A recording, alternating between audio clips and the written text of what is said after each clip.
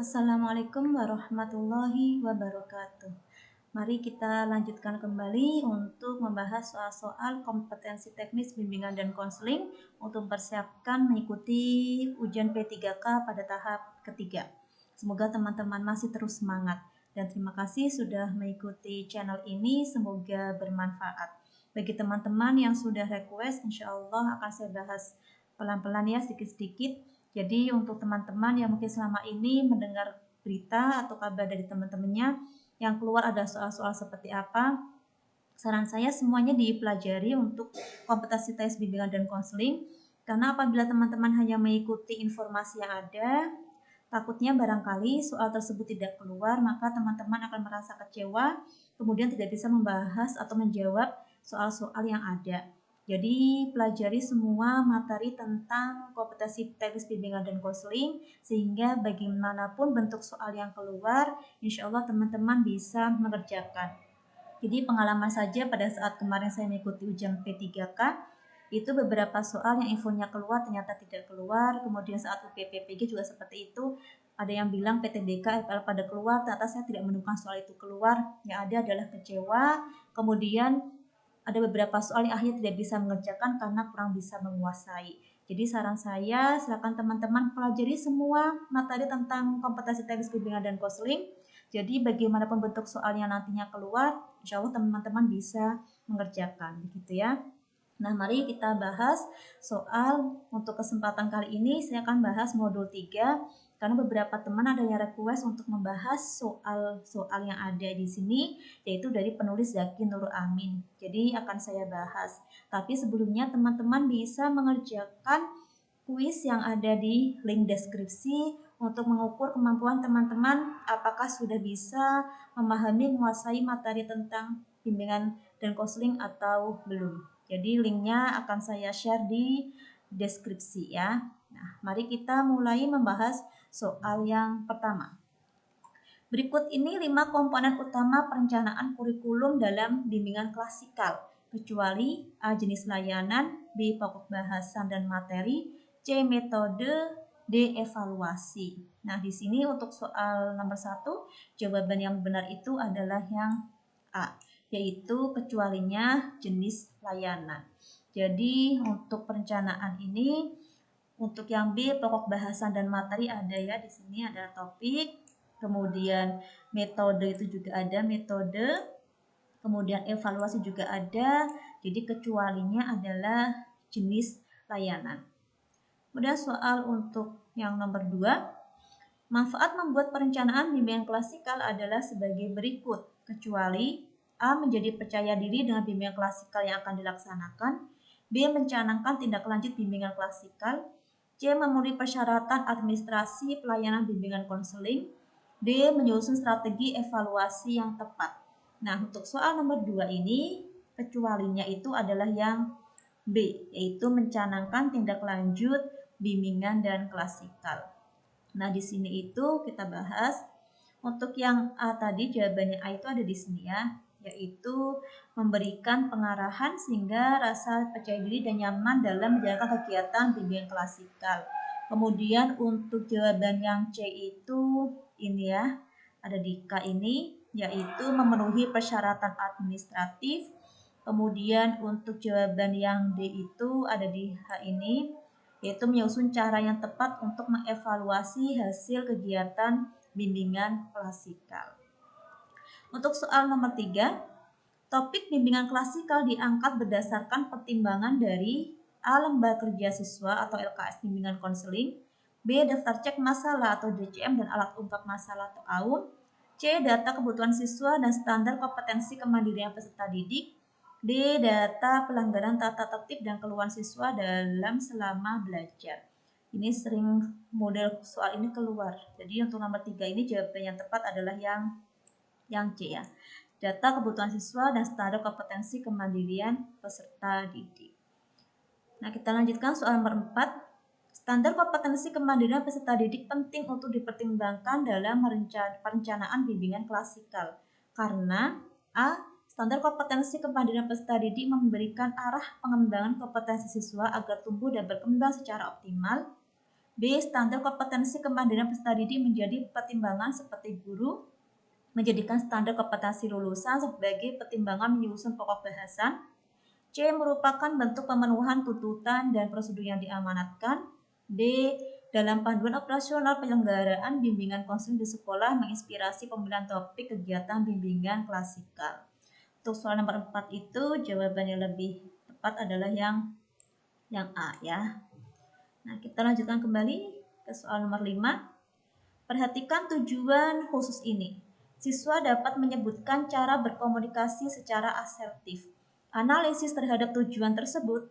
A. Tepat karena telah mengandung semua unsur atau komponen tujuan bimbingan klasikal. B. Tepat karena kata kerja proses berpikir merupakan bagian dari salah satu tingkatan ranah kognitif. C. Kurang tepat karena kata kerja proses kognitif berasal dari tingkatan ranah kognitif yang terlalu rendah. D. Kurang tepat karena seharusnya kata kerja yang tepat adalah menjelaskan. Untuk soal nomor 5 ini adalah yang betul yang C ya, dimana kurang tepat karena di sini hanya siswa dapat menyebutkan. Menyebutkan berarti tingkat ranah kognitif yang terlalu rendah.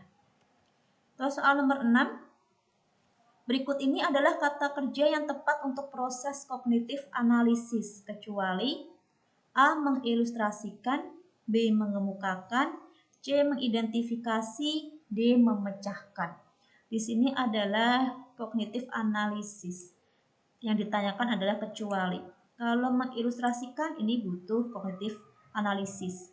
Mengemukakan menurut saya tidak ya. Kenapa? Karena mengemukakan berarti hanya menyampaikan apa yang kita sudah tahu. Mengidentifikasi ini butuh kognitif analisis. Memecahkan juga butuh kognitif analisis.